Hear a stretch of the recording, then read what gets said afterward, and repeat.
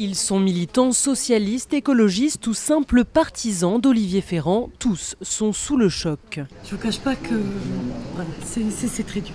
Ses sympathisants l'ont côtoyé durant sa campagne. Ils n'oublient pas le renouveau que l'homme avait amené dans la région et la nouvelle génération de socialistes qui l'incarnaient. C'est une bouffée d'oxygène de faire de la politique comme ça.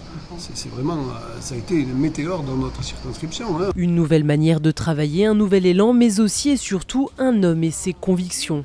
Il était d'un humanisme extraordinaire. Je crois qu'il a su fédérer autour de lui, et notamment dans les Bouches-du-Rhône, où c'est quand même assez compliqué la situation politique, on le sait, il l'a dit.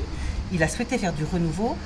Je pense que, comme je disais tout à l'heure, il a mis la clé dans le contact, mais il n'a pas eu le temps de le démarrer. Car Olivier Ferrand venait d'être élu à la tête de la 8e circonscription des Bouches-du-Rhône. Il avait fait mardi son entrée à l'Assemblée nationale. Il rêvait de ce poste de député depuis des années. Il avait envie de fabriquer des idées, fabriquer l'espoir de se dire je vais participer au débat législatif, je vais peser sur l'avenir de la France. Et au moment de le faire, il était terrassé par la mort et c'est terrible.